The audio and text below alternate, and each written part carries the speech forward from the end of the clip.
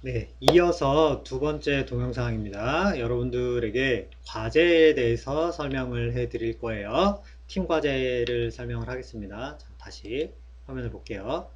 자, 아까 보여드리다가만 팀 프로젝트 관련된 내용입니다. 잠깐만요. 네, 빌딩 시스템 연구 프로젝트에 대해서 다시 설명을 하겠습니다. 일단 팀 같은 경우에는 4에서 5인으로 구성을 하면 되고요. 그 다음에 연구 대상 건축물 선정하는 방법, 그 다음에 제작 방법인데요. BIM으로 모델링을 합니다. 여러분들 레빗으로 하면 됩니다. 그래서 건축 구조, 외피, 설비에 대해서 모델링을 하고요. 지형이나 가구, 인테리어는 할 필요 없어요.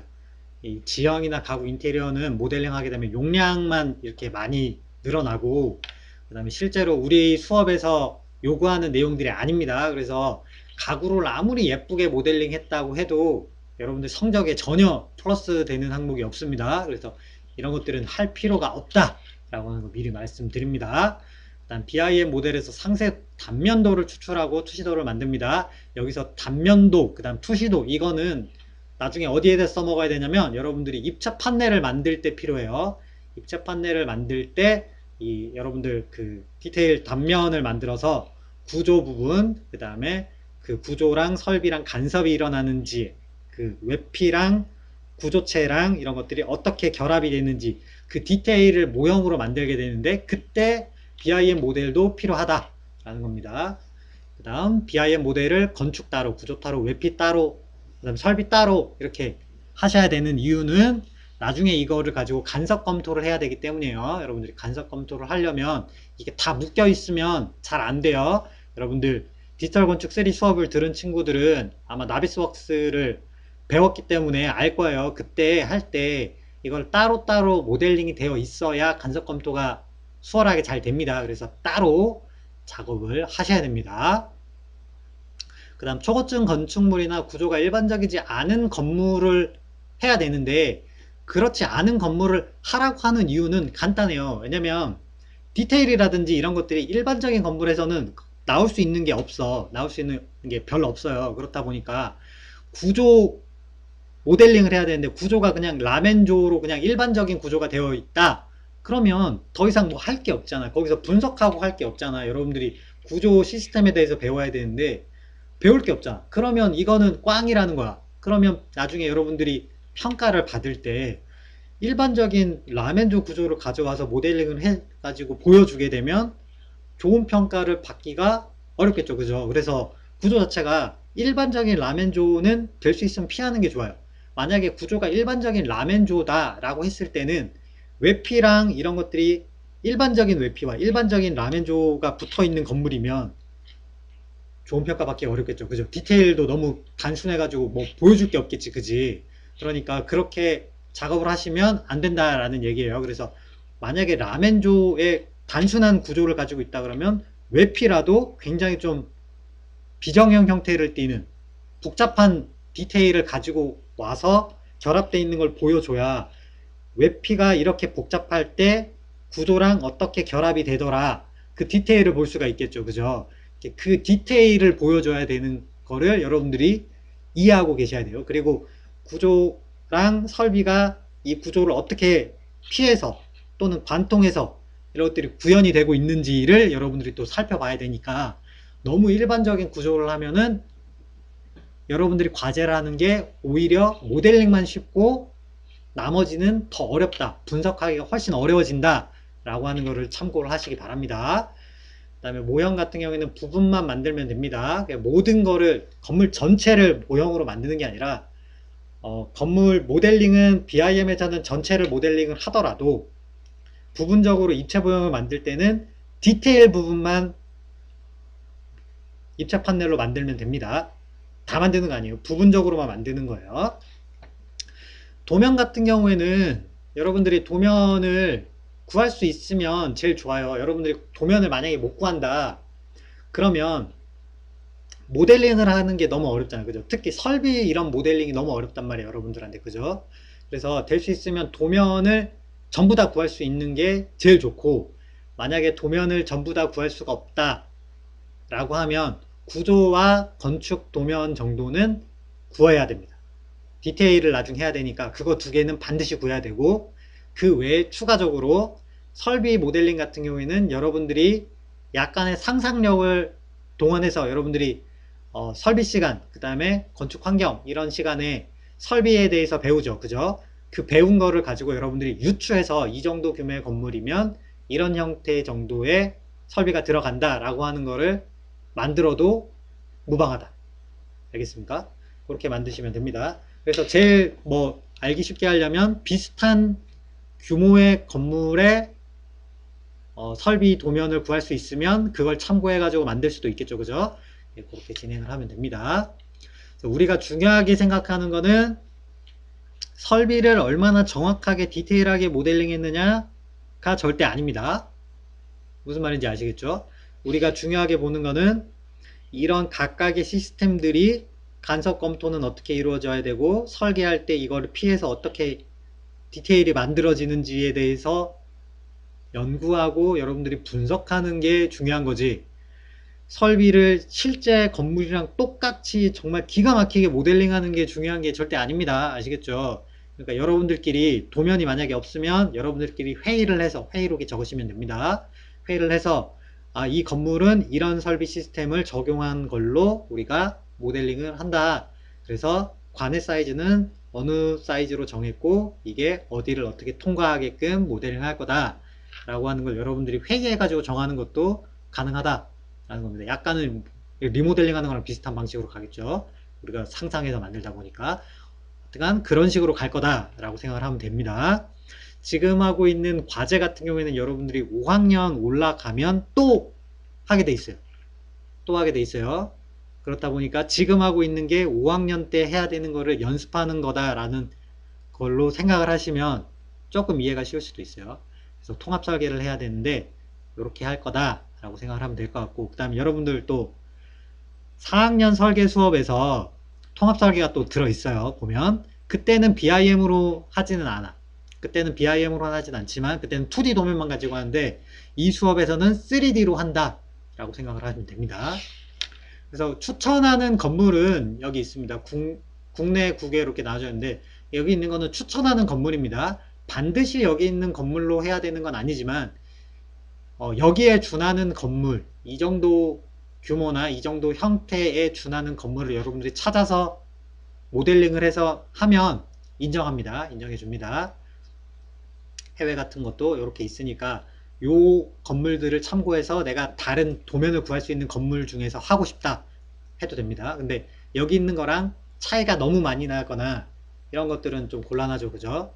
그래서 여기 있는 거랑 어느 정도 비슷한 규모나 비슷한 난이도의 건물을 골라 오시면 되겠습니다. 도면을 찾아서 모델링을 해 주시면 될 것 같아요. 자, 이렇게 해서 하나 설명 마무리하고 그 다음 또 설명해 드릴 게 요거 좀 설명을 해 드려야죠. 콜라보 프로젝트 운영 지침인데 아까 앞에 동영상에서 설명을 안 해드렸어요. 자, 이건 우리 학교에서 요구하는 겁니다. 그래서 콜라보 단계가 1, 2, 3단계가 있는데 우리 수업은 2단계 수업입니다.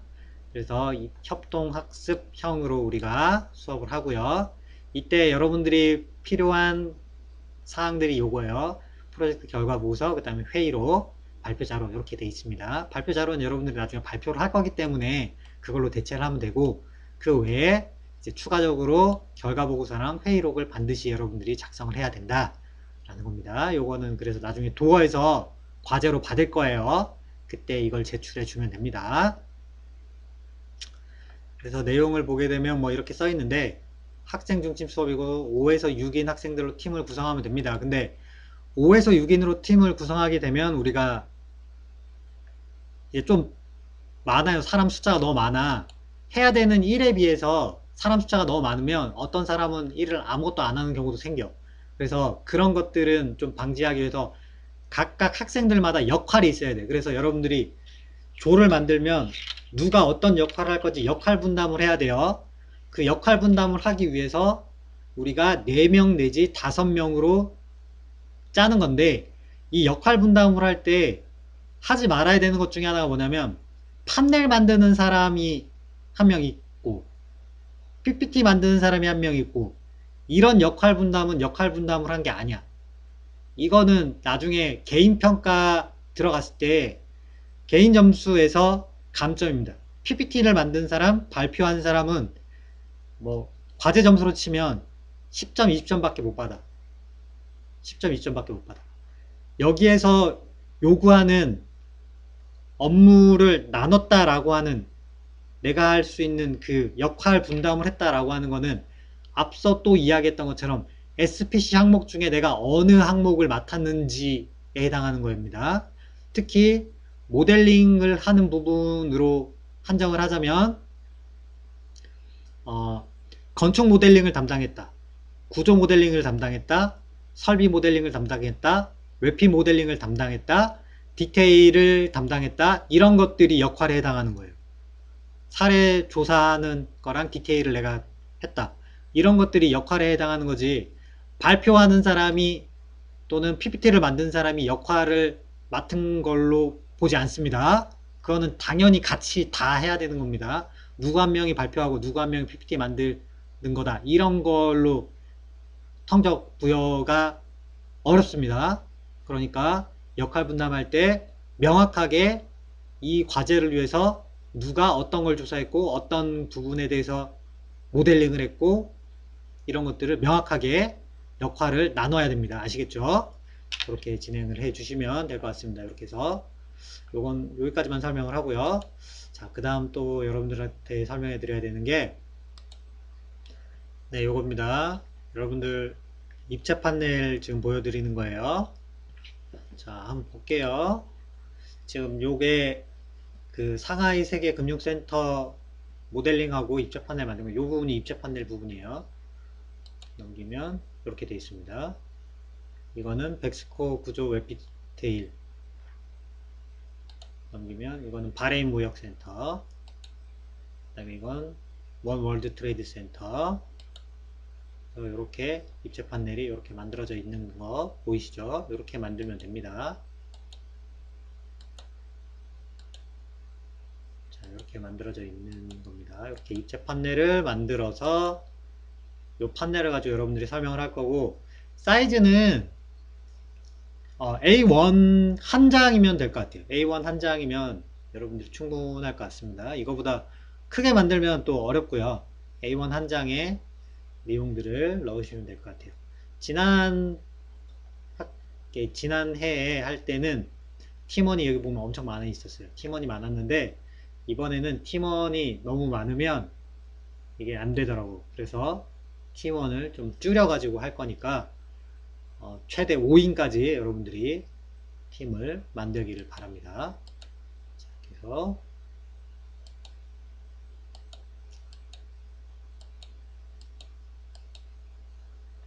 자, 이렇게 해서 만드시면 될 것 같고, 이제 보고서도 한번 볼게요. 자, 보고서를 하나 보겠습니다. 그래서 원 월드 트레이드 센터 빌딩 시스템 분석해서 목차가 이렇게 나오죠. 자, 목차에 보면 BIM에 대한 내용, 그 다음에 뭐 팀 어떻게 나누는지에 관련된 내용, 그 다음에 도면, 그 다음에 구조, 물량도 뽑고요. 그 다음에 웹피 시스템 간섭 검토, 이런 식으로 진행이 됐습니다. 그래서 내용을 보면 BIM에 관련된 부분, 어디까지 모델링을 했는지, 그 다음에 모델링 내용들이 뭔지, 그죠? 이렇게 설명했고, 그 다음에 건물에 대해서 조사를 하고요. 그 다음에 도면, 지금 여기 보이는 거 보면은 이거 시트죠. 여러분들 그 디지털 건축 3 수업 시간에 했던 내용이죠. 만드는 거 있죠. 그거 가지고 이렇게 만들었습니다. 도면은 이 정도 수준이면 됩니다. 건축 도면, 그 다음에 구조 도면이 이렇게 보이죠. 이 정도면은 충분히 괜찮습니다. 이 정도로 만들어주면 됩니다. 그 다음에 모델링 같은 경우에는, 웹피 같은 경우에는 전체가 이렇게 드러나는 게 당연히 좋고요. 그 다음 나중에 디테일을 만들 때는 아까 사례도 봤지만 이거를 전부 다 해서 요만큼을 만들 수는 없잖아, 그죠? 그래서 기준층만 잘라가지고 기준층 일정 부분 어디만 이렇게 입체로 만들면 됩니다. 확대 단면도가 필요합니다. 이거 확대 단면도에서는 구조랑 웹피가 어떻게 들어가는지 보여주셔야 되고요. 구조도면 따로 들어가 있죠. 설비 도면도 따로 들어가 있습니다. 구조 설비 들어가야 됩니다. 투시도 들어가 있고요. 그 다음에 구조 분석하면서 이제 조사를 하면 그 내용들이 나오죠. 이 건물은 어떤 구조 시스템이 적용이 됐고 어떤 설비 시스템이 적용이 됐고 이런 것들이 조사가 나올 겁니다. 그 내용들에 대해서 여러분들이 분석한 거를 적어주시면 되고, 여기 뭐 에너지 분석이 어떻게 되어 있고, 그 다음에 물량, 사실 물량은 있어도 되고 없어도 되는 내용이었는데 물량도 이렇게 쭉 다 뽑았어요. 모델링을 하면서 굉장히 잘했죠. 구조에 관련된 것들 이렇게 다 이렇게 정리를 했습니다. 굉장히 잘했어요. 그 다음에 웹피 관련해 가지고 모델링을 하다 보니까 이런 패밀리들을 만들게 된 부분에 대해서도 패밀리 정보들을 넣어놨어요. 굉장히 잘했죠. 이런 것들은 사실 모델링 하기 굉장히 어려웠을 텐데 안 해도 사실 뭐라고 안 했을 텐데 했어요. 굉장히 잘했어요. 그죠? 그 다음에 환기와 관련된 부분들, 커튼홀이랑 이런 것 디테일들 다 만들었죠. 굉장히 보고서를 잘 만들었습니다. 그죠? 상세 단면도 이렇게 만들었고, 그죠? 이런 것들은 조사하면 나오는 부분들이죠. 조사 항목들 다 넣었고요. 간섭해, 이거 이제 나비스웍스에서 간섭 분석한 부분 집어넣은 거고요.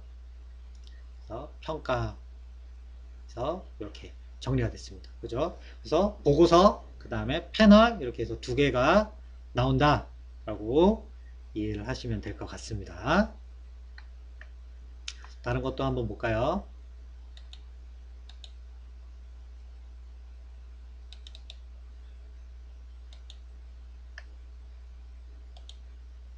자, 위로 올려볼게요.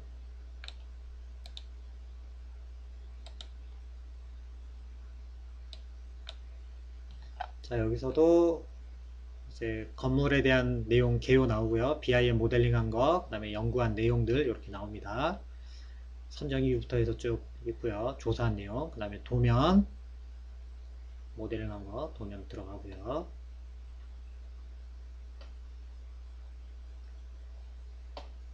일라표도 넣었고요. 그 다음에 구조 모델링한 부분, 건축 모델하고 따로 나왔죠.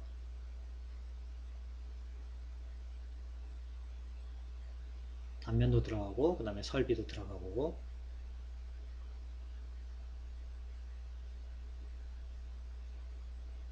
상세 단면 만들었고요. 그 다음에 상세 단면에 이제 웹피 부분 디테일도 추가했고요. 이거 보면 이거 시트로 만들었죠. 그죠? 시트로 만들었고요.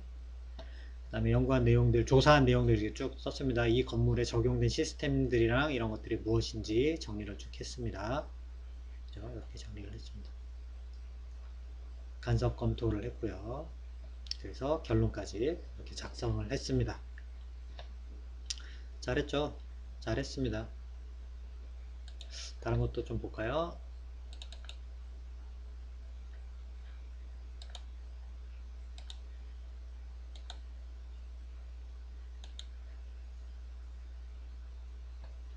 여기도 목차는 단 것 같고요.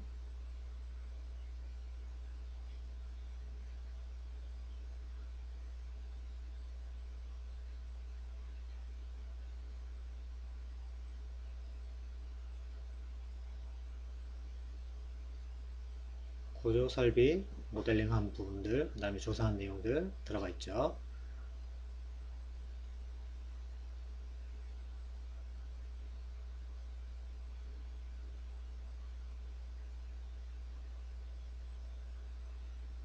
웹비 따로 모델링을 했고요. 간섭검도 여기 나비스웍스에서 한 거 스크린샷 찍어서 집어넣죠. 아예. 에너지 성능 분석 내용도 들어가 있고, 그죠? 그래서 어떤 것들 했다 이렇게 정리가 되어 있습니다. 그죠?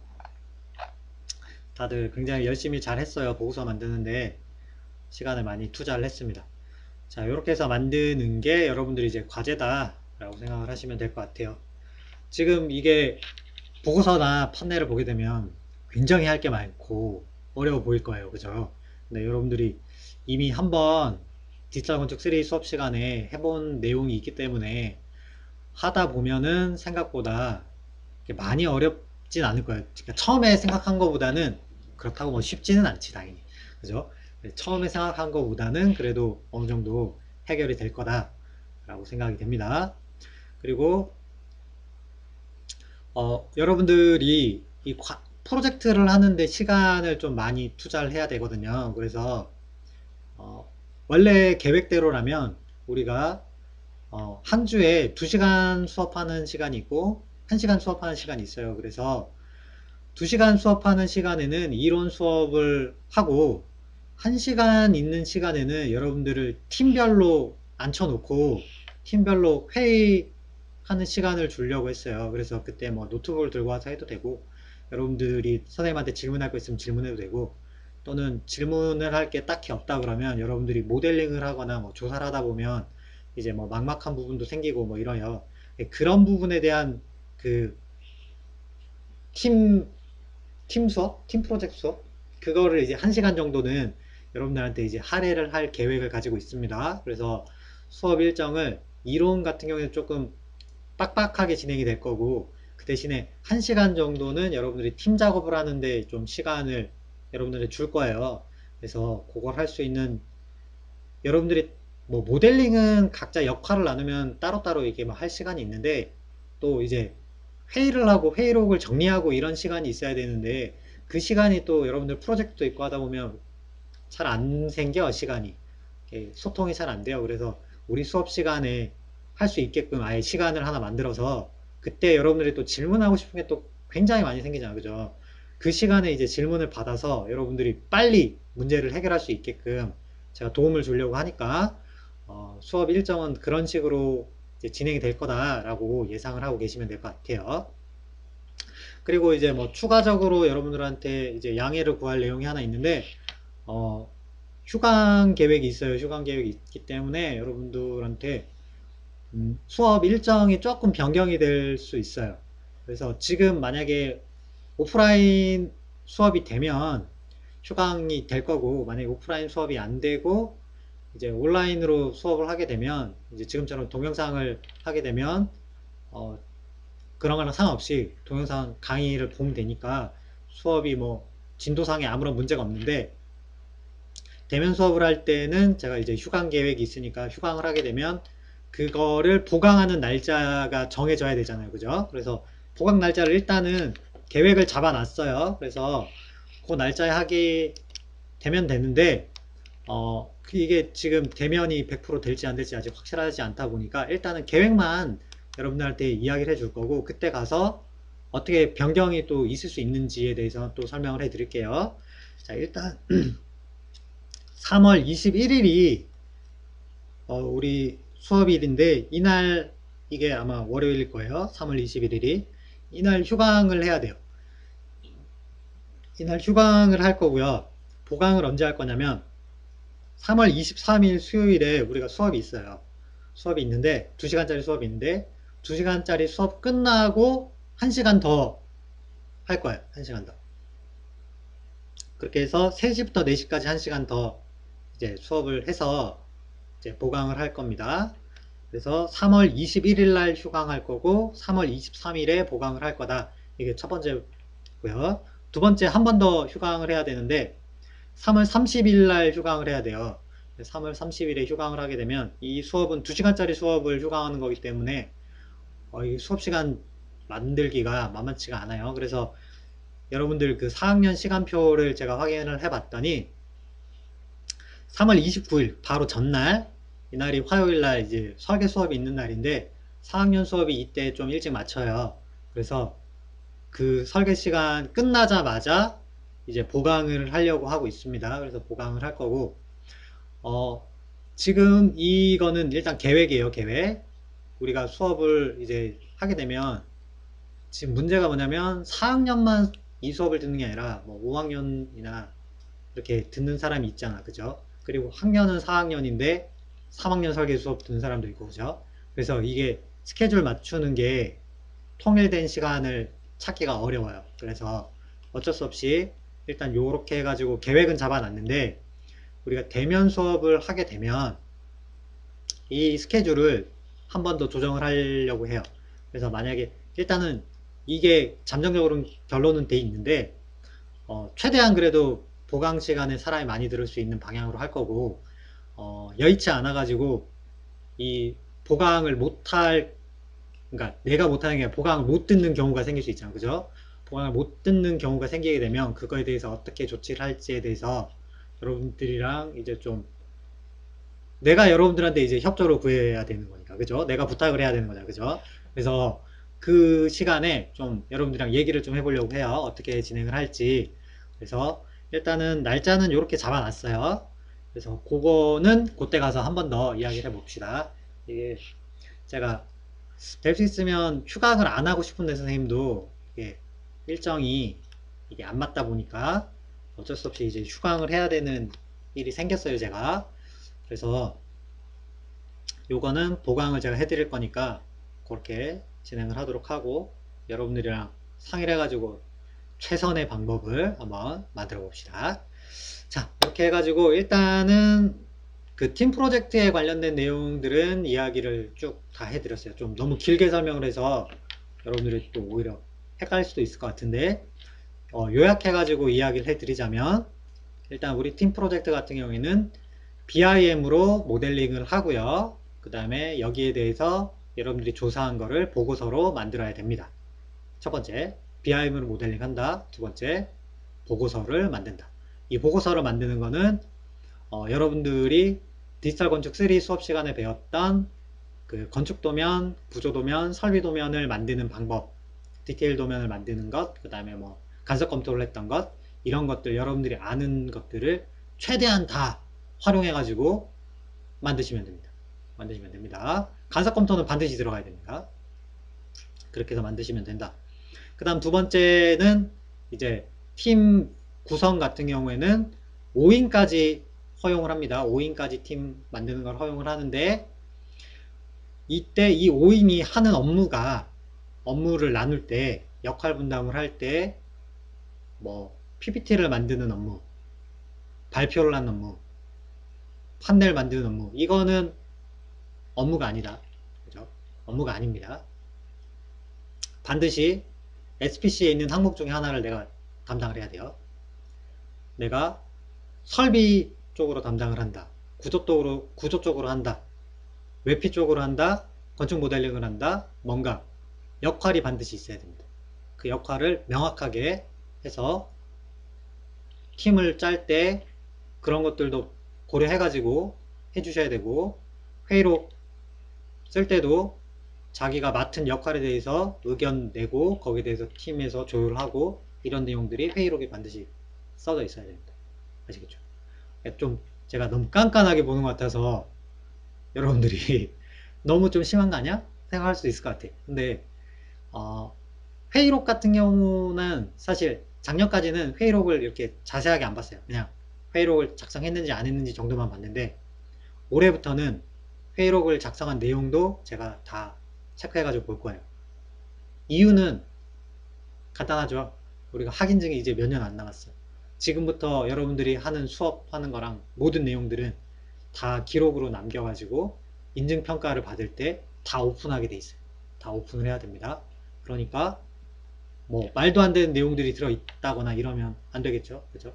그래서 어떤 내용이 적혀 있는지 어떤 회의를 했는지도 체크를 할 거예요. 그러니까 그것 때문에 1시간 수업을 따로 할애해서 팀 작업을 할 수 있는 시간을 일부러 만들어 드리는 거예요. 그렇게 알고 진행을 해 주셔야 됩니다.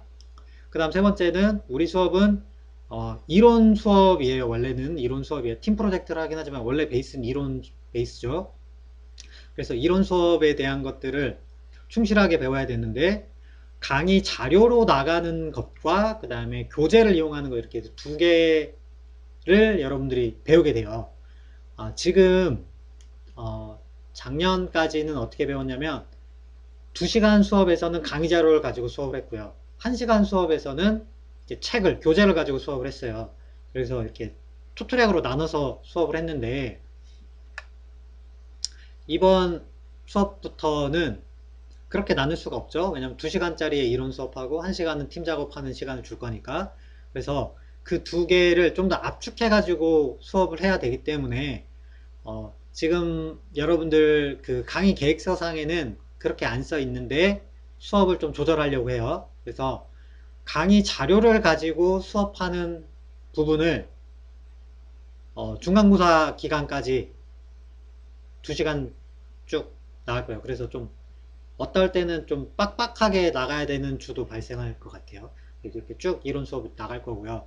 그 다음에 시험 끝나고 기말부터는 여러분들 그 교재를 가지고 하는 걸 가지고 수업을 하려고 해요.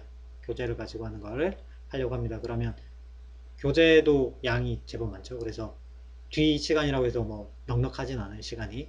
그래서 어쨌거나 여러분들이 좀 더 이해하는데 쉽게 하려고 하다 보니까 이거를 앞에 좀 몰고 뒤에 몰아야 그 각각 파트마다 배우는 내용이 좀 차이가 있으니까 좀 더 여러분들이 수월하게 수업이 될 것 같아요. 그래서 그런 식으로 진행하게 됩니다. 단 지금 이론 우리가 동영상으로 지금 2주차까지는 진행이 되잖아, 그죠? 그래서 2주차 그 뒤에 또 이제 동영상을 계속 하게 되면 그거랑 상관없이 2시간짜리 수업이 있는 날에는 원래 강의 자료를 가지고 하게 되고 1시간짜리에는 교재 내용을 설명하게 되어 있습니다. 동영상으로 하면 그렇게 갈 거예요. 근데 대면 수업으로 가게 되면 이거를 바꿀 거다 이렇게 알고 있으면 되고, 그럼 나중에 시험은 또 어떻게 할 거냐 이런 질문 하겠죠, 여러분들. 그죠? 그거는 이제 일단 원칙은 배운 내용까지는 시험 범위에 들어간다. 그래서 만약에 교재 내용을 앞에 1시간이건 2시간이건 수업을 했다. 그러면 그 부분까지는 시험 범위에 들어간다. 알겠죠? 그러니까 나중에 뭐 교재를 나중에 산다든지 이런 생각하지 마시고 교재를 지금 미리 구매를 하는 게 여러분들이 편하겠죠? 그죠? 미리 구매해 놓으시는 게 나중에 여러분들이 혼란스럽지 않을 겁니다. 아시겠죠? 자, 이렇게 해서 두 번째 강의는 여기서 마치고요. 세 번째 강의에서는 아까 방금 설명한 것처럼 이 빌딩 시스템에 대해서 1시간짜리 수업을 진행하도록 하겠습니다. 자, 그럼 조금 있다가 다음 동영상에서 봅시다.